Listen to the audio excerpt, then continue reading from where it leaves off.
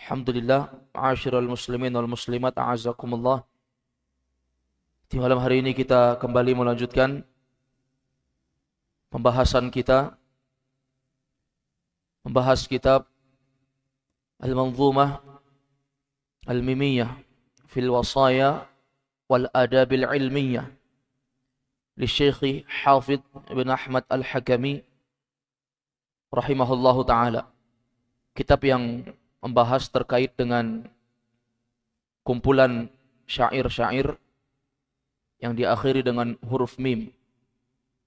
Oleh karenanya disebut dengan Manzumah Al-Mimiyah. Terkait dengan pembahasan Al-Wasaya wal Adab Al-Ilmiyah, yaitu terkait dengan wasiat-wasiat, demikian pula adab yang ilmiah.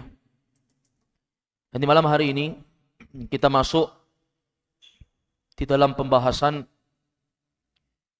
di bait syair yang keempat, tepatnya di halaman ke-27 di buku cetakan Dar Ibnul Jauzi. Kata beliau, Asy-Syaikh Hafidh bin Ahmad Al-Hakami rahimahullah, "Tsumma as-salatu 'alal mukhtari akrami mab'utsin bi khairi hudan fi afdalil umami." Kemudian kata beliau, salawat 'alal mukhtar, semoga senantiasa tercurahkan kepada Al-Mukhtar. Al-Mukhtar itu adalah julukan Nabi SAW, dan Al-Mukhtar itu memiliki makna yang sama dengan Al-Mustafa. Artinya orang yang dipilih. Akrami mab'utsin bi khairi hudan fi afdalil umami. Dan Rasulullah SAW itu adalah akrami mab'utsin. Dia adalah utusan yang paling mulia. Utusan Allah itu banyak, tapi yang paling mulia adalah Nabi Al-Mukhtar, Nabi Muhammad sallallahu alaihi wasallam. Bi khairi hudan fi afdalil umami. Dan Allah Subhanahu wa taala mengutus beliau sebagai rasul yang paling mulia, bi khairi hudan, dengan sebaik-baik petunjuk. Jadi bukan sekedar kemuliaan pada jiwa, tapi juga kemuliaan dengan petunjuk yang terbaik. Fi afdalil umami, di tengah-tengah sebaik-baik umat. Berarti di sini terkumpul tiga. Yang pertama orangnya, Al-Mukhtar. Rasulullah itu jiwanya Al-Mukhtar, Allah pilih. Manusia itu banyak, tetapi yang Allah pilih menjadi Rasul, Nabi Muhammad SAW. Kemudian beliau diutus sebagai seorang yang diutus dalam keadaan orang yang paling mulia. Kemudian ditinjau dari segi tempat beliau berdakwah, maka Rasulullah SAW ini adalah orang yang Allah berikan petunjuk yang terbaik. Dan tempat beliau berdakwah itu adalah sebaik-baik umat, kaum muslimin.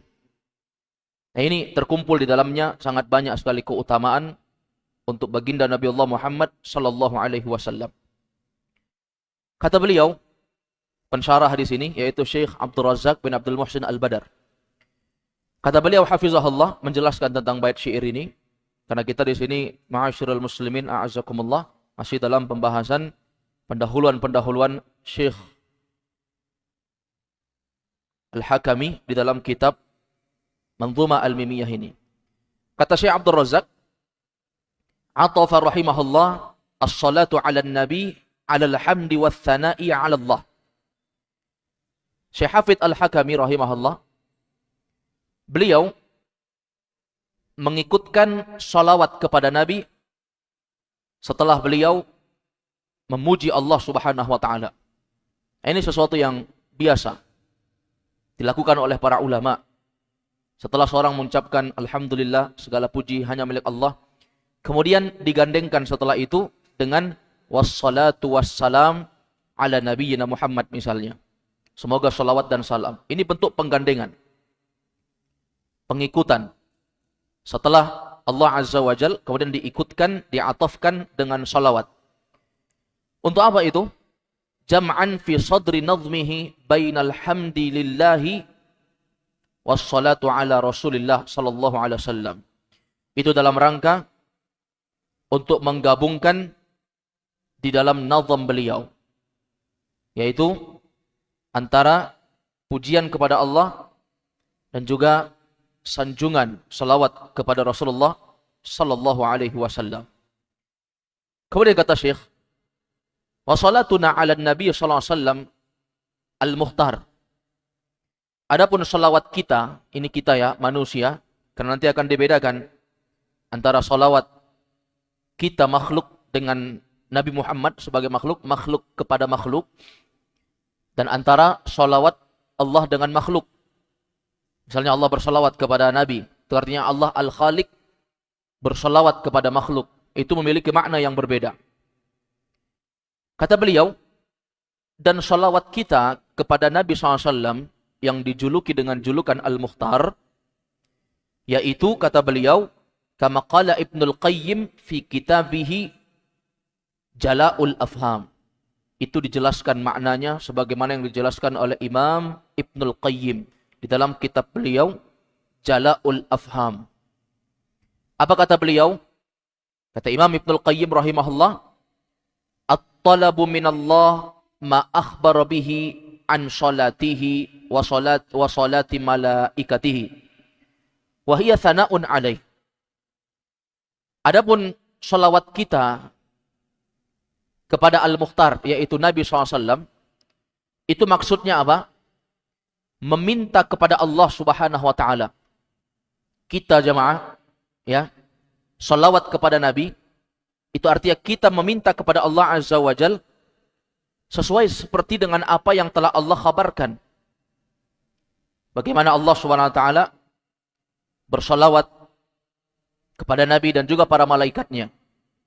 Yaitu apa? Wahiyya thana'un alaih. Yaitu bagaimana Allah Azza wa Jal memuji Nabi. Wa idharun li fadlihi wa syarafih. Dan itu semua dalam rangka idhar. Menampakkan li fadlihi wa syarafih. Menampakkan keutamaan dan kemuliaan beliau. Makanya disebutkan dalam Al-Quran, innallaha wa malaikatahu yusalluna 'alan nabi. Ya ayyuhalladzina amanu sallu 'alaihi wasallimu taslima. Sungguhnya Allah dan malaikat bersalawat kepada Nabi. Artinya Allah puji Nabi. Kenapa Allah puji? Li fadlihi wa syarafih. Karena keutamaan dan kemuliaan Rasulullah sallallahu alaihi wasallam.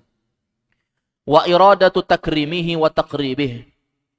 Demikian pula itu semua dalam rangka Allah menginginkan memuliakan beliau dan mendekatkan beliau kepada Allah Azza wa Jal. Ini keutamaan yang Allah berikan kepada Al-Mukhtar, Al-Mustafa, Nabi Muhammad sallallahu alaihi wasallam. Fahiyya tatadammanul khabar wat talab. Kalau begitu kata beliau, berarti salawat itu bermakna berita, wat talab dan permohonan. Wa idharun li fadlihi wa syarafih. Dan itu semua dalam rangka idhar, menampakkan li fadlihi wa syarafih, menampakkan keutamaan dan kemuliaan beliau. Makanya disebutkan dalam Al-Quran, innallaha wa malaikatahu yusalluna 'alan nabi. Ya ayyuhalladzina amanu sallu 'alaihi wa sallimu taslima. Sungguhnya Allah dan malaikat bersalawat kepada Nabi. Artinya Allah puji Nabi. Kenapa Allah puji? Li fadlihi wa syarafih. Karena keutamaan dan kemuliaan Rasulullah sallallahu alaihi wasallam. Wa iradatu takrimihi wa taqribih. Demikian pula itu semua dalam rangka Allah menginginkan memuliakan beliau dan mendekatkan beliau kepada Allah Azza wa Jal. Ini keutamaan yang Allah berikan kepada Al-Mukhtar, Al-Mustafa, Nabi Muhammad sallallahu alaihi wasallam. Fahiyya tatadammanul khabar wat talab. Kalau begitu kata beliau, berarti salawat itu bermakna berita, wat talab dan permohonan. Ini ma'asyiral muslimin azzakumullah. Jadi kalau ada salawat kepada Nabi, itu artinya khabar. Allah memberitakan mengkhabarkan bahwasanya Nabi SAW adalah orang yang berhak untuk dimuliakan dengan keutamaan beliau sallallahu alaihi wasallam. Dan juga di dalamnya ada bentuk permohonan. Kalau seorang hamba bersalawat kepada Nabi SAW, maka itu adalah bentuk permohonan seorang hamba kepada Allah Azza wa Jal. Wa summiya hadha su'al wa du'a minna nahnu salatan alaihi liwajhain.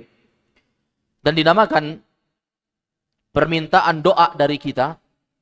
Jadi kalau misalnya kita bersolat kepada Nabi, maka itu adalah bentuk permintaan doa dari kita. Itu semua salatan alaih, disebut salawat kepada Nabi SAW, itu karena ada dua alasan, kata beliau. Ahaduhuma, yang pertama kata beliau, annahu yatadammanu thana'ul musalli alaih. Yang pertama kata beliau di sini, bahwasanya terkandung padanya pujian bagi orang yang diberi salawat. Ini yang pertama maknanya. Wa isyadatu bidzikri syarafihi wa fadlihi. Dan itu adalah bentuk menyanjung dan menyebut-nyebut keutamaan dan kemuliaan beliau. Wa iradatu wal mahabbatu lidzalik min Allah. Dan itu kata beliau adalah bentuk iradah wal mahabbah, keinginan dan kecintaan Allah untuk hal tersebut. Makanya Allah Subhanahu wa taala juga bersalawat kepada Nabi. Faqad tadammanat al-khabar wat talab. Maka terkumpulkanlah di situ antara khabar, pemberitaan bahwa Allah mengkhabarkan Nabi adalah orang yang penuh dengan fadlih wa syarafih, keutamaan dan kemuliaan. Kemudian wat talab, dan juga terkandung di dalamnya makna permohonan, permintaan seorang hamba Allah Azza wa Jal terhadap hal tersebut. Ini yang pertama yang dijelaskan oleh Syekh Abdul Razak. Al-wajhu tsani, adapun sisi yang kedua kata beliau, anna dzalika minna salatan. Bahwasanya hal tersebut dinamakan minna dari kita sebagai salatan, sebagai salawat li su'alina minallahi ayyusalliya alaih. Ini makna yang kedua, yaitu karena kita meminta kepada Allah ayyusalliya alaih, agar Allah bersalawat kepadanya. Fasalatullah alaihi thana'uhu wa iradatuhu li raf'i dzikrihi wa taqribih. Maka sekali lagi beliau tegaskan di sini, adapun jika Allah bersalawat kepada Nabi, itu maknanya adalah Allah memujinya untuk mengangkat derajatnya dan mendekatkan kedudukannya kepada Allah. Wa salatuna nahnu alaihi su'alina Allah ta'ala ayyaf'ala dzalika bih. Adapun salawat kita kepada Nabi SAW, itu artinya kita meminta kepada Allah Azza wa Jal agar Allah bersalawat kepada Nabi SAW. Ini dari ucapan Imam Ibnul Qayyim rahimahullah dalam kitab beliau Jala'ul Afham. Di bait syair disebutkan thumma salatu 'alal mukhtar. Kemudian salawat itu semoga senantiasa tercurahkan kepada Al-Mukhtar. Ini di antara julukan Nabi SAW, yaitu Al-Mukhtar. Kata beliau, wa qawluhu 'alal mukhtar. Adapun ucapan Imam Hafidh bin Ahmad Al-Hakami, 'alal mukhtar, apa mukhtar? Ay Muhammad khatamun nabiyyin, yaitu Nabi Muhammad, khatam, orang yang paling terakhir, minan nabiyyin, dari kalangan para nabi. Khatamun nabiyyin artinya penutup para nabi. Nah, ini adalah persaksian yang hendaknya sering diucapkan oleh seorang hamba dan menjadi ikrar bahwa Rasulullah SAW itu adalah nabi yang paling terakhir, tidak ada nabi setelah beliau. Maka Nabi Isa alaihissalam itu bukan orang yang datang setelah zamannya Nabi Muhammad, tapi beliau sudah ratusan telah berlalu. Kemudian Allah Azza wa Jalla angkat beliau ke atas langit. Kemudian setelah itu diutuslah Nabi Muhammad SAW. Itu jaraknya ratusan tahun, ya. Itu sekitar setengah abad ya jaraknya antara Nabi Isa alaihissalam dengan Nabi Muhammad SAW. Ini jarak yang sangat jauh sekali. Jadi andai kata pun Nabi Isa datang di akhir zaman nanti, Allah turunkan sebagaimana akidah Ahlussunnah wal Jamaah, wa huwa yanzil minas sama. Nabi Isa akan turun dari atas langit, dan itu pun bukan berarti bahwa beliau datang setelah Nabi Muhammad. Karena beliau telah datang jauh sebelum Nabi Muhammad SAW. Ini ma'asyiral muslimin a'azakumullah. Dan bahkan jemaah dimuliakan oleh Allah, ketika Nabi Isa datang, beliau tidak membawa syariat baru. Beliau tunduk dan taat kepada aturan Nabi SAW. Makanya ketika kaum muslimin berkumpul di subuh hari, maka kaum muslimin saat itu menunggu waktu sholat fajar, sholat subuh. Maka di situ turunlah Nabi Isa alaihissalam. Maka Imam Mahdi yang bernama Muhammad bin Abdullah, ya, namanya seperti namanya Nabi Muhammad, nama bapaknya sama seperti nama bapaknya Nabi Muhammad. Dia mempersilahkan Nabi Isa untuk menjadi imam sholat subuh, mengimami kaum muslimin pada saat itu. Kemudian Nabi Isa mengatakan, la, ba'dukum a'immatun li ba'd. Sebagian kalian adalah imam untuk sebagian yang lain. Maksudnya, siapa di antara kalian yang bisa jadi imam, dialah yang lebih berhak untuk menjadi imam. Maka majulah Imam Mahdi untuk sholat. Dan Imam Mahdi ini mengikuti dari syariat Nabi Muhammad SAW, syariat kaum muslimin. Maka Nabi Isa bermakmum di belakang Imam Mahdi. Oleh karena itu disebutkan bahwa Nabi Isa saja yang beliau muncul di akhir zaman tetap tunduk kepada syariat Nabi Muhammad SAW, syariat Allah Azza wa Jalla yang diturunkan kepada Nabi Muhammad. Bagaimana dengan orang-orang zaman sekarang yang a'udzubillah mengaku sebagai Nabi, kemudian membuat syariat baru, jauh dari tuntunan syariat? Ini sesuatu yang tidak masuk akal. Dan Nabi SAW itu adalah khatamun nabiyyin, penutup para nabi yang Allah SWT utus ke muka bumi ini. Wal Mukhtar, adapun disebut dengan Al-Mukhtar, huwa min awsafih, salawatullahi wassalamuhu alaih. Itu termasuk sifat. Al-Mukhtar itu sifat. Misalnya nama orang Muhammad, Muhammad Al-Mukhtar. Al-Mukhtar itu sifat dia. Dan Al-Mukhtar itu adalah salah satu sifat Nabi SAW. Apa maknanya? Kata beliau, maknahu Al-Mukhtar, Al-Mustafa, Wal-Mujtaba. Al-Mukhtar itu adalah Al-Mustafa. Al-Mustafa artinya orang yang terpilih. Wal-Mujtaba. Mujtaba juga sama, yaitu manusia pilihan. Qala Allah tabaraka wa ta'ala, Allah berfirman, Allahu yastafi minal malaikati rusulan wa minan nas. Allah Subhanahu wa ta'ala yastafi, yang memilih. Allah yang memilih minal malaikati rusulan. Ada rasul dari kalangan para malaikat, wa minan nas, dan ada rasul dari kalangan manusia. Artinya apa? Ada utusan Allah dari kalangan malaikat, ada utusan Allah dari kalangan manusia. Siapa malaikatnya dan siapa manusianya? Itulah yang disebut dengan Al-Mukhtar. Siapa yang memilih? Allah Azza wa Jalla. Jadi Rasulullah SAW menjadi seorang nabi, itu adalah pilihan Allah, bukan karena kepandaian beliau, atau bukan karena usahanya. Sebagian orang kan ada memposisikan dirinya sebagai seorang nabi, tapi dengan usaha dia, bukan karena pilihan dari Allah. Orang ngaku nabi, sebagaimana pentolan Ahmadiyah, Mirza Ghulam Ahmad. Nah, ini kan mengaku sebagai nabi, tapi itu adalah muktasabah. Itu usaha dia untuk menjadi seorang nabi, bukan pilihan Allah. Makanya tidak berhak untuk mendapatkan gelar Al-Mukhtar. Demikian pula Musailamah Al-Kadzab. Sepeninggal Nabi SAW mengaku sebagai nabi palsu, maka dijuluki dengan Al-Kadzab. Itu adalah bentuk siyagul mubalaghah, julukan yang berlebihan bagi orang yang berdusta dengan tingkat kedustaan yang tinggi. Nah, ini juga sama. Pengakuan hanya sekedar muktasabah.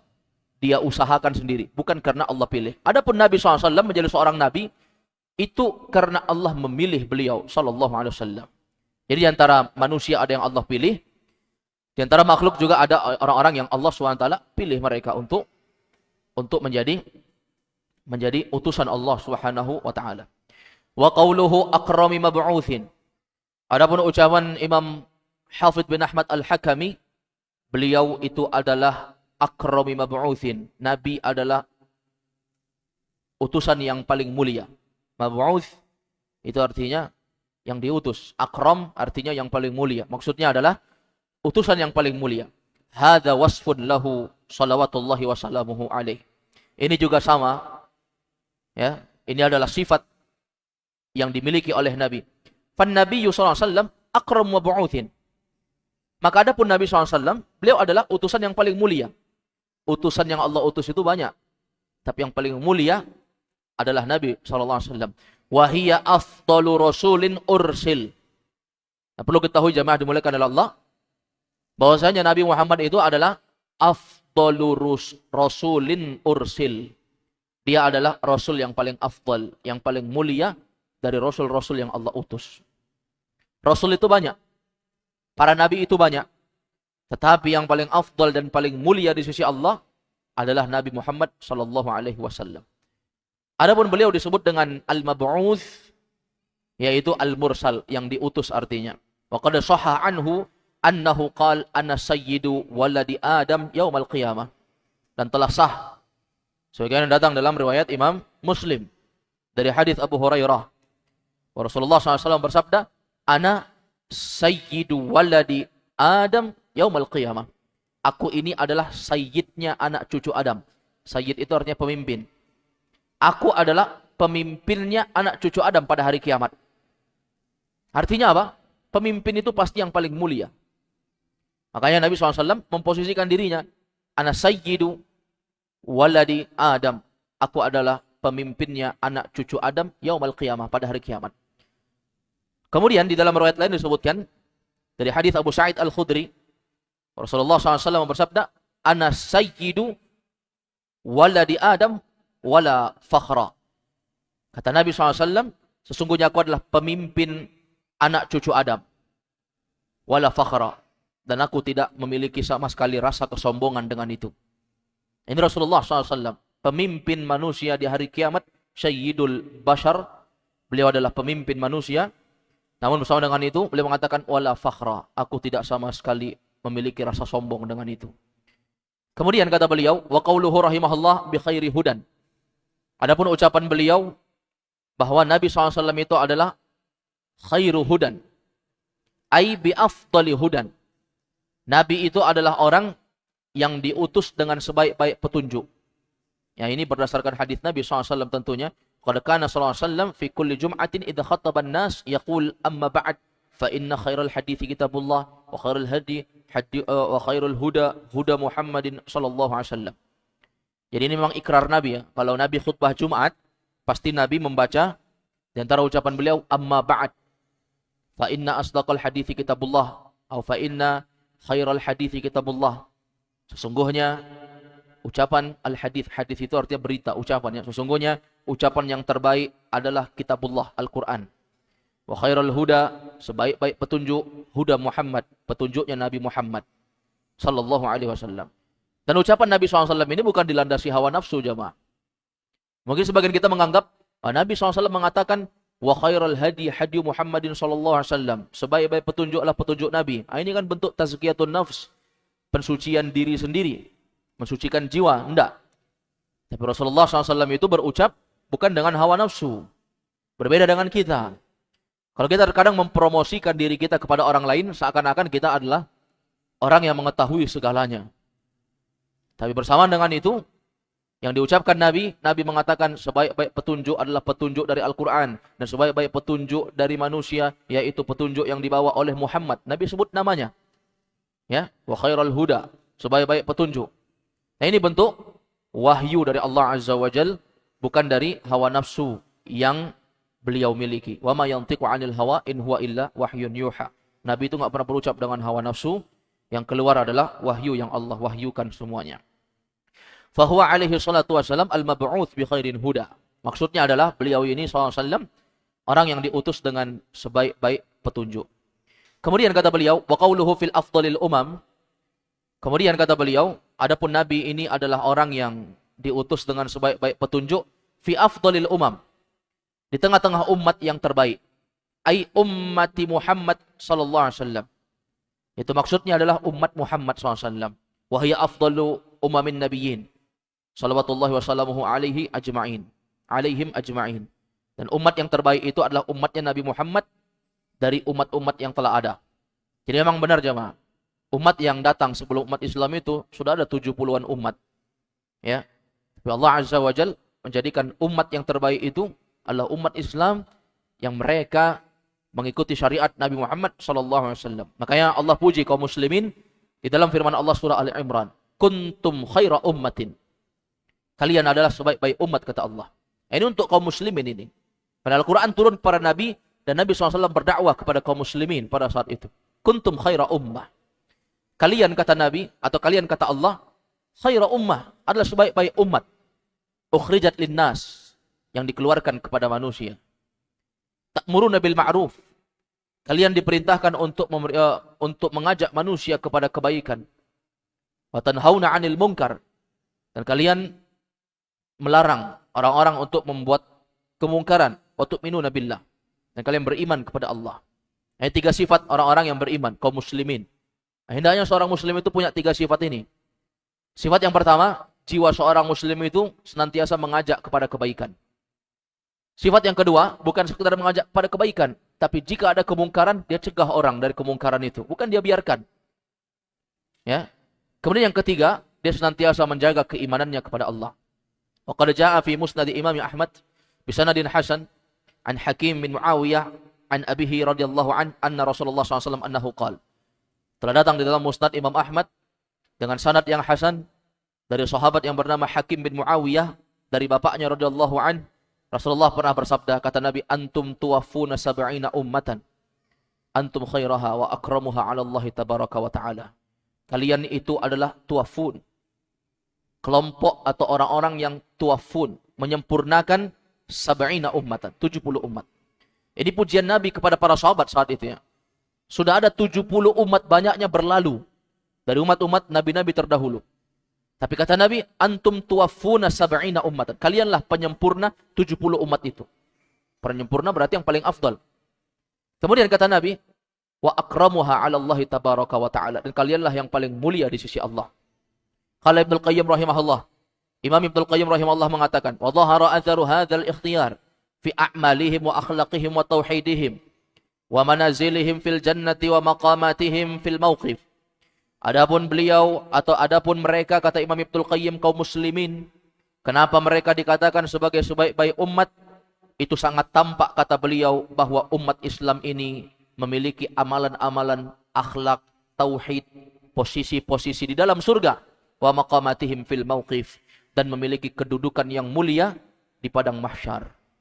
Wa qaulullah azza wa jalla, dan Allah azza wa jalla berfirman, kuntum khaira ummatin ukhrijat linnas ta'muruna bil ma'ruf wa tanhauna 'anil munkar wa tu'minuna billah dalun 'ala khairiyyah hadhil ummah min wujuh. Nah, ini ayat menunjukkan tentang kebaikan umat Islam dari beberapa sisi. Nah, ini penting untuk kita pahami beberapa sisi pendalilan kenapa umat Islam itu adalah umat yang terbaik. Sisi yang pertama, kata para ulama, min jihati kamali imanihim billah. Dari sisi kesempurnaan keimanan mereka kepada Allah. Umat-umat terdahulu beriman juga kepada Allah. Tetapi sisi kesempurnaan keimanan itu dimiliki oleh kaum muslimin, umatnya Nabi Muhammad SAW. Ini sisi yang pertama, kesempurnaan keimanan. Sisi yang kedua, kata beliau, wa min jihati amrihim bil ma'ruf wa nahyihim 'anil munkar. Sisi yang kedua, kenapa kaum muslimin itu adalah umat yang termulia? Yaitu karena dari sisi mereka itu betul-betul sempurna memerintahkan kepada kebaikan dan mencegah dari kemungkaran. Beda dengan umat-umat terdahulu, kaum muslimin lebih utama dibandingkan mereka. Wa min jihati kaunihim khairan nas linnas. Kemudian sisi yang ketiga, yaitu dari sisi manusia itu mereka berada di atas kebaikan dan memberikan kebaikan untuk orang lain. Bermanfaat untuk orang lain. Nah, ini dari segi-segi kelebihan kaum muslimin. Mungkin kita bertanya, apakah para nabi zaman dahulu agama mereka bukan Islam? Jawabannya, agama mereka Islam. Hanya saja Islam yang dikhususkan kepada Nabi Muhammad, maka itu adalah syariat yang mengikuti ajaran Nabi Muhammad SAW. Makanya Nabi SAW mengatakan, al-anbiya'u ikhwatun wa dinuhum wahidun. Para nabi, mereka itu adalah ikhwatun li'allat. Mereka itu adalah bersaudara. Para nabi itu bersaudara. Wa dinuhum wahid. Agama mereka sama, yaitu agama Islam. Hanya saja syariat mereka berbeda-beda. Syariat mereka berbeda-beda. Umatnya Nabi Musa ada syariat sholat. Tapi sholat mereka dengan kita berbeda. Demikian pula umatnya Nabi-Nabi yang lain. Mereka memiliki syariat puasa, mereka memiliki syariat haji, umrah. Hanya saja syariatnya berbeda. وهذا المعنى استظهره بعض الصحابة من الآية. Dan makna ini itu dikutip dari sebagian para sahabat dari ayat yang tadi. Kama jaa an Abi Hurairah radhiyallahu an. Sebagaimana yang datang dalam hadis dari sahabat Abu Hurairah, annahu qala fi ma'na al-ayah. Di mana beliau berkata dari makna ayat, khairun nas linnas. Itu mereka orang-orang yang terbaik di tengah-tengah manusia kepada manusia yang lain. Tatuna bihim fis salasil fi a'naqihim hatta yadkhulul Islam. Mereka ini yang membawa orang-orang dengan belenggu yang melilit di leher mereka sehingga mereka masuk di dalam Islam. Yani kaum muslimin. Wa kadza qala ghairu wahidin minas salaf. Dan demikian pula kata beliau, ini bukan hanya sekedar diucapkan dari satu ulama salaf, tapi sangat banyak sekali. Kemudian sisi yang berikutnya, wa min wujuhi khairiyati hadhil ummah. Dan di antara sisi yang lain dari kebaikan umat ini adalah annaha aktsarul umam istijabatan li nabiyha. Bahwasanya umat ini adalah umat yang paling banyak mengikuti dan menerima dakwah para nabinya. Kama fil hadits anhu annahu qala, kama fil hadits anhu sallallahu alaihi wasallam annahu qala, ana aktsarul anbiya'i tab'an yaumil qiyamah. Sebagaimana disebutkan dalam hadis dari Nabi SAW bahwa beliau mengatakan bahwasanya aku ini adalah orang yang paling banyak dari para nabi pengikutnya pada hari kiamat. Kemudian kata beliau, min wujuhi khairiyatiha, dan diantara sisi kebaikan umat ini adalah annaha aktsarul umami dukhulan lil jannah. Bahwa umat Islam ini mereka adalah umat yang paling banyak masuk di dalam surga.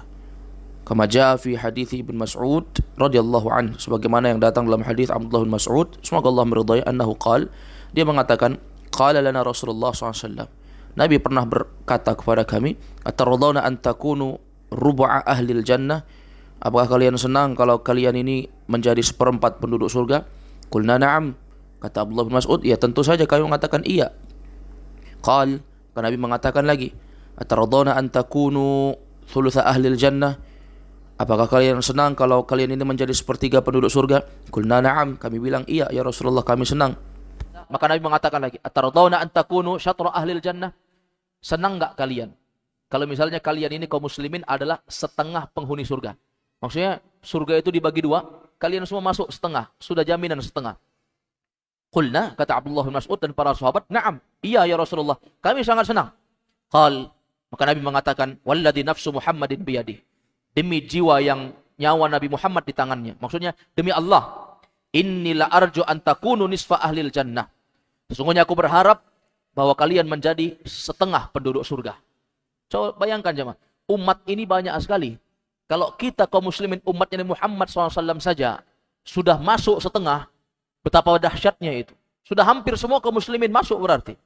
Wadzalika annal jannata la yadkhuluha illa nafsul muslimah. Dan demikian pula hal itu kata Nabi SAW, bahwa surga tidak akan bisa dimasuki kecuali hanya bagi jiwa-jiwa yang berserah diri, yang beragama Islam. Ini salah satu dalil orang-orang yang beragama selain Islam, mereka enggak ada jaminan surga. Wa may yabtaghi ghairal islami dinan falay yuqbala min wa huwa fil akhirati minal khasirin. Barang siapa yang mencari-cari agama selain agama Islam untuk dia anut, untuk dia ikut, falay yuqbala min, itu enggak diterima. Jadi jangan ragu jamaah. Kalau ada orang mengatakan misalnya, bagaimana dengan orang-orang kafir? Apakah mereka tidak akan masuk surga sama sekali? Jangan ragu kita, karena orang yang ragu tentang kekafiran orang kafir, ini bisa memurtadkan dia, bisa mengeluarkan dia dari agama. Yakin dengan itu. Bahwasanya Islam itu la yadkhuluha illa nafsun muslimah. Bahwasanya surga itu tidak ada yang bisa memasukinya kecuali hanya jiwa-jiwa yang muslim saja. Apa artinya muslim? Yaitu berserah diri kepada Allah. Istislamu lillahi bitauhid. Bahwasanya dari Islam KTP ya. Tapi di sini dimaksudkan istislamu lillahi bitauhid, menyerahkan dirinya betul-betul tunduk kepada Allah. Wal inqiyadu lahu bitta'ah, betul-betul tunduk dan patuh kepada Allah. Wal baru'atu minasyirki wa ahli, dia berlepas diri dari kesyirikan dan pelaku kesyirikan. Wa alla yu'badallah illa bima syara', muslim itu enggak beribadah kepada Allah kecuali apa yang disyariatkan saja. Kemudian kata Nabi, "Wa ma antum fi ahli syirki illa kasya'ratil bayda fi jildi thawril aswad au kasya'ratis sauda fi jildi thawril ahmar." Kata Nabi SAW, tidaklah kalian kaum muslimin dibandingkan dengan pelaku kesyirikan kecuali bagaikan bulu-bulu putih yang ada di kulit sapi jantan yang berwarna hitam. Kemudian kata beliau, au kasya'ratis sauda fi jildi thawril ahmar, atau bagaikan bulu-bulu hitam yang ada di kulit sapi jantan yang berwarna merah. Ini ma'asyiral muslimin a'azzakumullah. Artinya apa? Artinya Nabi SAW sendiri, beliau betul-betul berharap umat Islam ini akan mendapatkan keutamaan yang besar di surga, dan Nabi SAW berharap pada Allah Azza wa Jal agar kita kaum muslimin itu menjadi setengah penduduk surga. Nah, ini adalah pembahasan yang terkait dengan salawat kepada Nabi SAW, penjelasan dari ucapan Imam Hafidh bin Ahmad Al-Hakami. InsyaAllah di pertemuan berikutnya kita akan masuk dalam pembahasan bait yang berikutnya dari pembahasan kitab Manzumah Mimiyah ini. Hadza huwa sallallahu wasallam ala nabiyina Muhammad wa ala alihi wa sahbihi wasallam. Subhanakallahumma wa bihamdik asyhadu an la ilaha illa anta astaghfiruka wa atubu ilaik. Assalamualaikum warahmatullahi wabarakatuh.